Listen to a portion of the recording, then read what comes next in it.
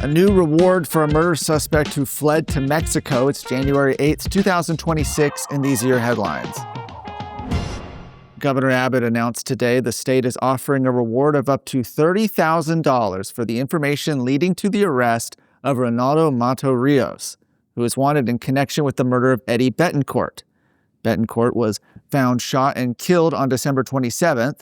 The next day, the McAllen Police Department issued a murder warrant for Mato Rios. The Texas Department of Public Safety later added him to its 10 most wanted fugitives list. Authorities say that he was last seen crossing the U.S.-Mexico border in a red truck on December 28th and should be considered armed and dangerous. McAllen police also announced today the arrest of Perez Delgado, who's accused of helping Mato Rios flee to Mexico and is charged with hindering apprehension. Abbott said Texas is coordinating with local, state, and federal agencies, and he's formally requested Mato Rios' extradition from Mexico. He's urging anyone with information to contact Texas Crime Stoppers by calling 1-800-252-TIPS to qualify for the reward. The Department of Homeland Security is expanding floating buoy barriers in the Rio Grande, building on Texas's controversial water wall strategy to deter illegal crossings and cartel smuggling. The modular buoy lines are part of President Donald Trump's Smart Wall approach, which combines physical barriers, technology, and patrols. DHS says roughly 130 miles of buoy barriers are already under contract, with long-term plans to cover as much as 500 miles of the river in high-traffic crossing areas. Homeland Security Secretary Kristi Noem said the floating barriers are designed to push illegal traffic away from dangerous river crossings and towards lawful ports of entry. The federal project is modeled after Texas's buoy line that was installed in Eagle Pass in 2023.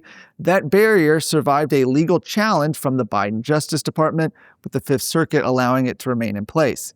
DHS says the project is funded using previously appropriated border wall money and is coordinating with Texas and international water authorities as installation continues. Howdy, folks. It's Chris Salcedo from the Salcedo Storm podcast. You might know me from my TV show on Newsmax or my radio show on AM 700 KSEV in Houston.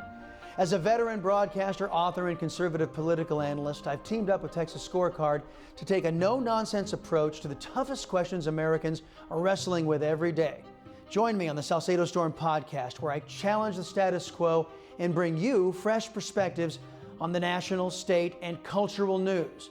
Tune in weekdays, available wherever you listen to podcasts. Houston City Council has voted 9-7 to approve using $30 million from the city's Stormwater Fund to demolish abandoned buildings, a move that's backed by Mayor John Whitmire and fiercely opposed by City Controller Chris Hollins.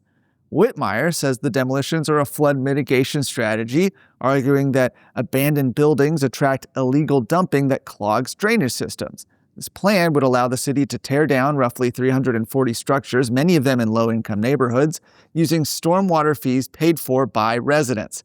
Hollins, though, disputes that justification. He calls the Stormwater Fund a voter-approved lockbox meant strictly for drainage and flood control infrastructure. He says his office initially refused to certify the spending after the mayor failed to provide evidence linking demolitions to reduce flooding, and warned the move stretches the fund beyond its legal limits. Whitmire counters that the spending was budgeted, reviewed by the city attorney, and properly authorized. Despite the objections, the city council narrowly approved the plan, allowing the demolitions to move forward while the legal dispute continues. For more of today's stories, go to TexasScorecard.com.